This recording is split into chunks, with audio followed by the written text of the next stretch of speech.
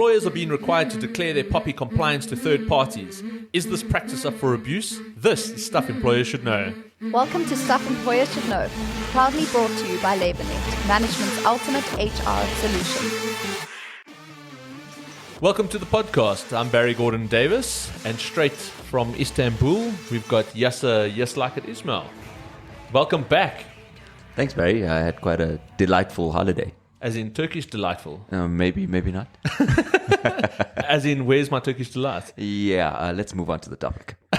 All right. And this is Stuff Employers Should Know. So we're joined by friend of the show, National Information Compliance Manager and Attorney, Samantha Walker, who joins us again. Welcome to the show. Thank you for having me back. Fourth time. Yeah, that's it. So you have been on the show and spoken about POPI compliance, particularly, specifically with regards to compliance and recruitment. And we've been getting a lot of requests to take that subject a little bit further, in that businesses are now being required to declare or to complete security questionnaires about their POPI compliance.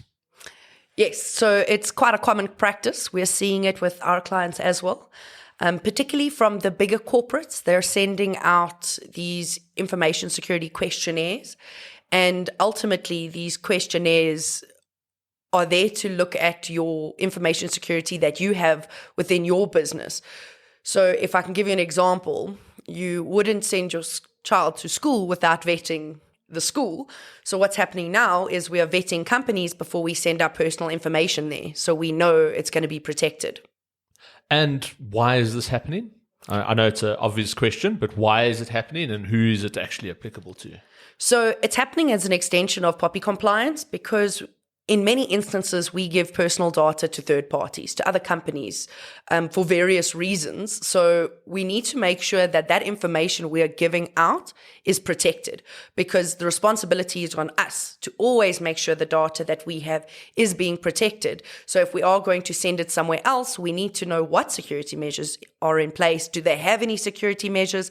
And then we can sit back and decide, okay, your security measures are good enough for us. We'll send you our information, or no, they're terrible. Put measures in place before we can do business with you. Now, on the flip side of that, you might not necessarily be the one sending out these questionnaires or having to do that to comply. As we're saying, you might be on the receiving end. You might be a supplier to a company who's now sent this. And that natural relationship means that you might be pressured to do this. They might be saying, we need this, or we can't continue with this relationship and the like. And that pressure of having to then go and disclose this information, and I've seen in many circumstances, it's literally just logging in and ticking a couple of boxes and making a declaration in certain cases, or pre-populated documents and the like, that means that you might have a situation where the person that is concluding this doesn't actually even go and read all the T's and C's. Correct. It's one of the biggest problems we are seeing, because particularly the smaller companies are so worried about not doing business with these bigger corporates or the companies they do business with. You know, it may cut off a client for them if they don't complete these forms. So everyone is going in and just filling out what they can. And we must be very careful to firstly complete these questionnaires truthfully. If you say you have a minimum access policy and all of a sudden you do not have one, you've lied on the questionnaire, that's going to cause massive complications for you and that client. And if they find out, you will probably lose their business. So the first thing is be honest, because it's going to affect your business relationship. And secondly, we have to make sure we are actually reading those terms and conditions and what we are binding ourselves to. Because even though they're a client of yours and you want their business, you may not want their business on these terms and conditions. So you must just be careful of what you're committing your company to, so that we can always make sure that you're going to follow these different types of agreements that are going to come your way. When we were talking before recording the show, you spoke about a horror story of seeing a particular clause. Make mention of it. So what is happening now is operator agreements are being sent out, and an operator is someone who processes personal information on your behalf. So we're talking, for example, an outsourced payroll company, yes, such as LabourNet would be an operator. According to POPI, you have to have a signed agreement in place in order to make use of an operator and actually give them your personal information. But now what is happening is companies are using these operator agreements to sneak in clauses that you are not going to like. That is why I'm saying make sure you read what you are signing. I personally have seen agreements, and the particular clause they like to slip in is that these companies can actually come to your business premises during working hours, just walk in and do a full inspection and audit. And you've agreed to it. And you've agreed to it in the contract. So when one day your client rocks up with auditors or investigators, they're going to walk through the business, see how you store your files, maybe go into your systems because you've allowed them access to by signing that operator agreement. So when you sign your operator agreements, read them. I know lawyers like to make these contracts lengthy so we can hide things in them, but just have someone going through them all the time. We review our operator agreements for our clients under our department, and almost every day, a consultant is contacting me with another type of clause that is very suspicious. We see this access one quite a bit, where they're trying to access your premises, but also they have ones where you have to provide them with access to your systems, so they can now come in and log into your systems to check them. And if they say that these are compliance requirements, it's actually not true. It's not. That's taking it very, very far.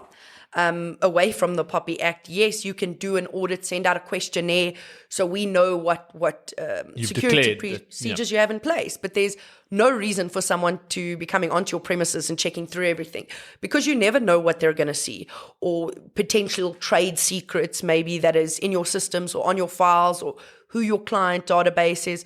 All of that may necessarily affect you negatively business-wise down the line. So just be very careful what you're allowing your clients and your suppliers to actually do. And protecting your interests. Now, you spoke about suppliers and operators. What's the difference between the two of them in terms of the relation to the topic? So a supplier is exactly what we have always known it to be. It's someone who's going to supply us goods and services. An operator is also a supplier, but their supply of goods or services is wrapped up with processing personal information for us.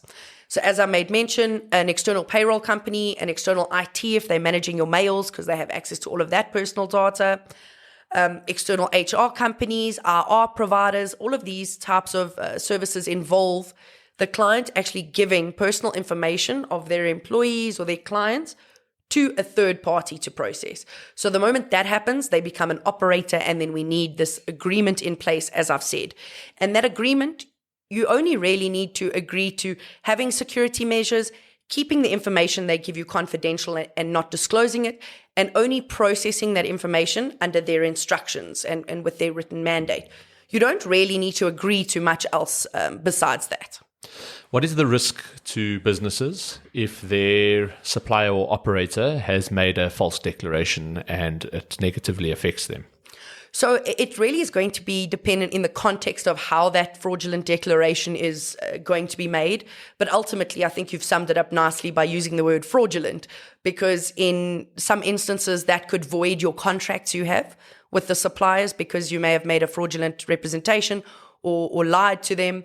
You haven't updated truthfully. There may be a clause like that in your contracts. Or in other instances, when you sign off the security questionnaire, it actually binds you saying that you have been truthful in this, and then that's a fraudulent representation, and that they can terminate their agreements with. Companies don't have to do business with other companies who are committing fraud. And if there's, let's say, due to that relationship with an operator, trying to think of an example, the business is brought into a bad light as a result of that, is there liability that can then be transferred due to a operator's negligence on the actual primary business that Correct. was using that operator? Yes, definitely. So you, as the responsible party or the party holding the personal information, have a duty to protect it in terms of the Act. And one of those things is when you give it to an operator, you put an agreement in place that puts them under contractual terms to protect it. For example, like I said, not disclosing the information. That's ensuring that your information is going to be protected. If you hand out personal information to an operator with no operator agreement in place, you are going to be liable if anything goes wrong with that personal information. If they sell it or use it incorrectly, accidentally it gets leaked or anything, it's going to fall onto you because you haven't put the necessary measures in place with the written agreement and making sure that you are protecting that data. So effectively, the takeaway from this is that as a business, you have to then obviously go and ensure that your supplier risk agreements are in place, as well as your operator agreements, but then as well scrutineering the ones that you then yourself as a supplier or operator are agreeing to as well. Exactly. It comes back to the age-old lawyer's advice. Read the contract. Don't just sign anything. You don't know what you're agreeing to. You wouldn't just be agreeing to things in any event. So make sure you're checking what you're entering into. Sam, as always, thank you so much for your time and look forward to having you again. It's such a pleasure. I'm sure I'll be back soon. Thank you, Sam.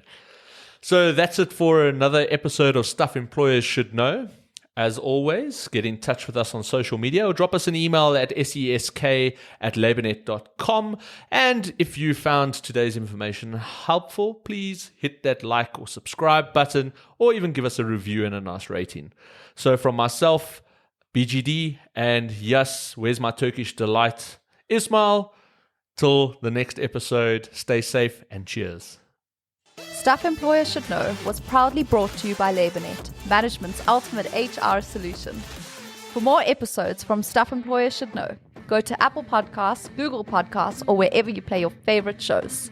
Case law or statutes referenced in the podcast are current at the time of recording.